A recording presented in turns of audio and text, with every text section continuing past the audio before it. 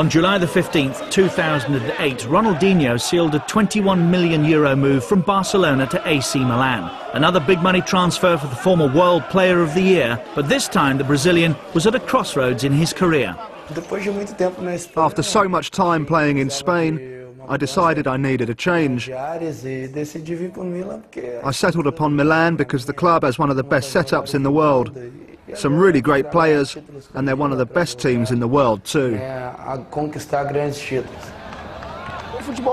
His game's changed, but Ronaldinho's still young.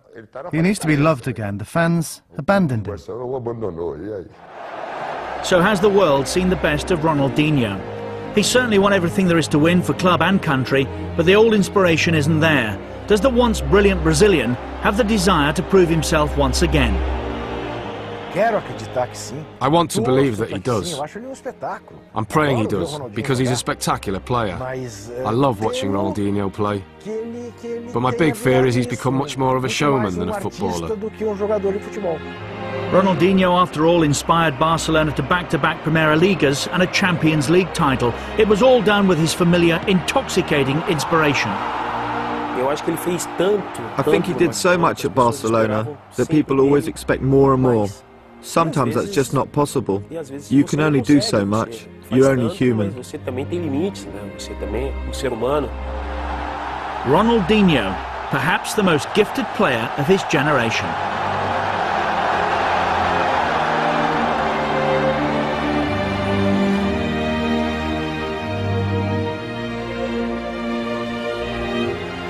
Between 2004 and 2006, Ronaldinho redefined football. He combined vision, touch and invention with steely determination, inspiring Barcelona to title after title. It was a joy to watch him, and he was one of the guys that made the public came to the stadium. It looked like he was always happy and content on the pitch, and the only thing he wanted to do was play his game.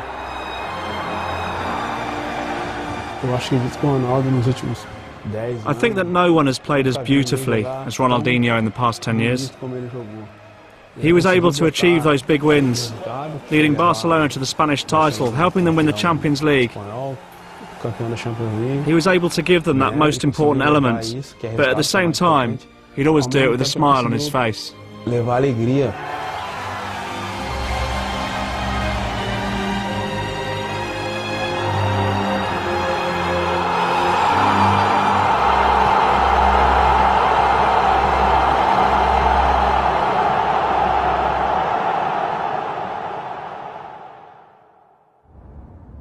Here in Brazil's southernmost city of Porto Alegre is where Ronaldinho's story begins. Born in the relatively poor suburb of Vila Nova in March 1980, Ronaldo de Assis Moreira seemed destined to become a footballer. Ever since I was a little boy, I've loved playing football. It's a gift that God gave me, and I'm just happy to make a living out of it. A talent for football ran in the family. His brother Assis starred for the local club Grêmio in the early 90s until his career was cut short by injury. Assis was an important role model to his younger brother. Everyone knew about Assis at Grêmio, and he played for Brazil at every youth age group, so everyone knew about him. Just imagine what it was like for Ronaldinho at home, watching his brother do all this. So I think the greatest inspiration was his brother, Assis. Ronaldinho was quick to follow in his older brother's footsteps, playing futsal at Grêmio from the age of 7. Even as a youngster, he showed a precocious talent and soon established himself at the club he supported. For so many years, Grêmio was the beginning of everything. I owe the club a lot. From the age of 7 to the age of 21, it was a great start in football. Were you a fan? I still am today. What he does today, he was doing back then at the age of 12 or 13. Everyone at Grêmio and in the south of Brazil knew that Ronaldinho was going to be a great player. As well as his brother, the young Ronaldinho had another hero, Rivellino, one of Brazil's stars of the 70s. I'd always watch loads of videos of him, and I'd imagine myself being Rivellino. And then I wanted to be left-footed too, like Rivellino, and then Maradona. And my brother as well. Practically all my heroes were left-footed. Rivellino was, and still is, one of my biggest football heroes. For all the tricks and flicks he learned from watching his heroes, Ronaldinho was no stranger to hard work. If he could play after training had finished, then he would.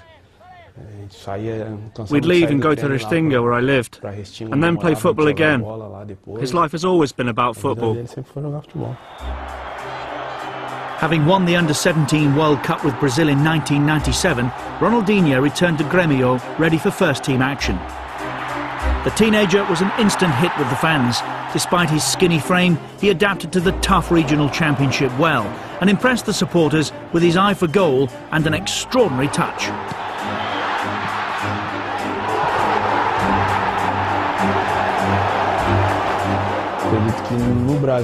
The South Brazilian Regional Championship is the most similar to European football. A lot less fouls are given and it's more aggressive than other championships. And I think that made a big difference to Ronaldinho's career. Like many great players, Ronaldinho produced his best performances in the biggest games. Grêmio's bitter rivals were Internacional, and Ronaldinho always excelled against them, so much so that the nation took notice.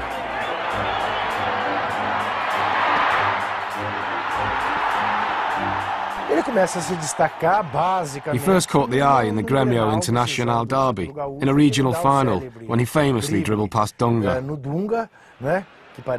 And it seems, even to this day, Dunga hasn't forgiven him. And that's when everyone said, "My God, who is this kid?" What a confident kid to do that to the '94 World Cup winning captain. It wasn't long before Vanderlei Luxemburgo called him up to the Brazilian national squad, and to help him settle in, Ronaldinho was to share a room with the captain and former Grêmio teammate, Emerson. Generally, a young player's a little shy, or afraid of speaking to anyone. And I think I helped him feel at home, especially as I was also from the south of Brazil and had played for the same club. He took to international football easily enough though, and he looked every inch a Brazil player when he scored in 1999 against Venezuela in the Copa America.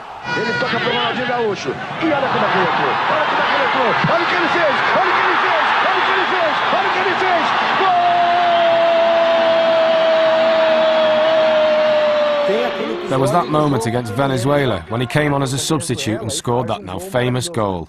The opposition was poor, but the goal itself was spectacular. Suddenly the kid from Villanova was a star, but perhaps he'd outgrown his southern Brazilian origins. When Paris Saint-Germain expressed an interest, Ronaldinho had to go. I think Ronaldinho is the greatest player to come out of Rio Grande do Sul, and one of the greatest in Brazil. However, I think the region hasn't recognised that fact.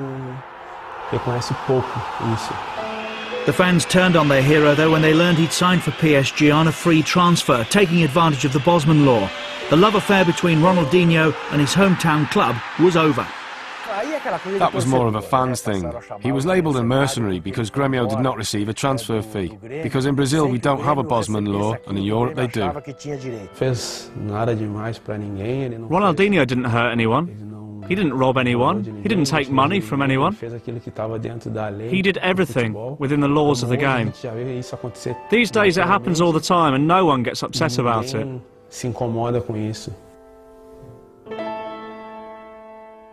After a few months in exile at Grêmio, Ronaldinho settled in the French capital surprisingly easily. He was still far from the complete player, but he showed flashes of genius that promised much for the future. Still though, there was work to be done.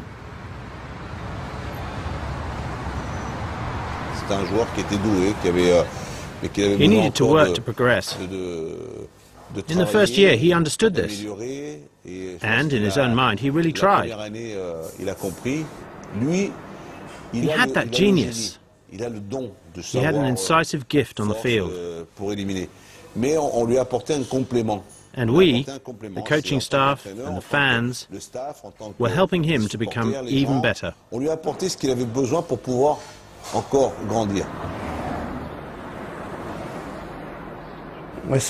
It was a great learning process there.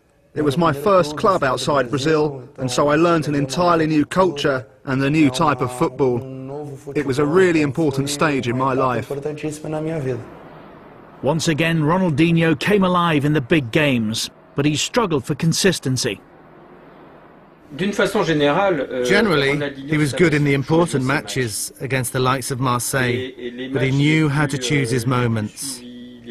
In the big ones, he was very good, but in the others, which were less important, he just wasn't as interested.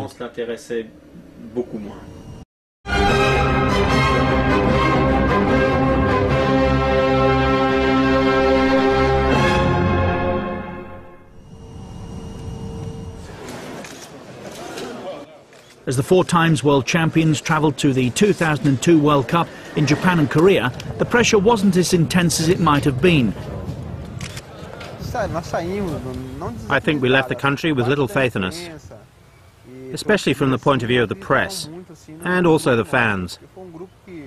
We hadn't done well in qualification, but we were always confident and were able to prove people wrong. Without the pressure of being tournament favourites, Brazil were able to express themselves. Ronaldinho played alongside Ronaldo and Rivaldo in an attacking trio, and the youngster blossomed in such celebrated company.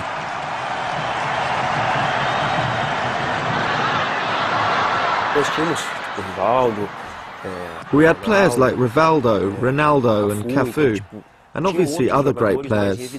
And I think that helped Ronaldinho, because although it didn't take all the responsibility off his shoulders, he could at least share it with the others. And so I think he played with more freedom. It was the quarter-final against England when Ronaldinho truly left his mark on the competition. Michael Owen opened the scoring for England before a brilliant run from Ronaldinho led to Rivaldo's equaliser on the stroke of half-time.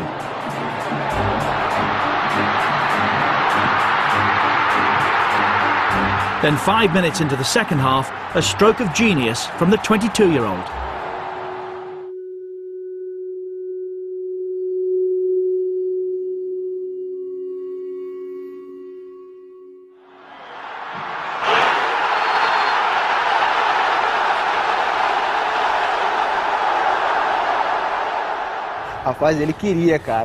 I'm telling you, he meant it. All of us argued about it for ages. We were saying, no, there must have been a cross. But before he took that free kick, he turned around. And I think he said to Belletti, keep your eye on the goalkeeper. He'll come off his line. He definitely was shooting. He couldn't have hit it so perfectly if he hadn't been. It was a delicate moment, and that's when Ronaldinho's star shone for us. That's why these guys are geniuses, capable of something special, and were born to play football. And they had these fortunate moments too.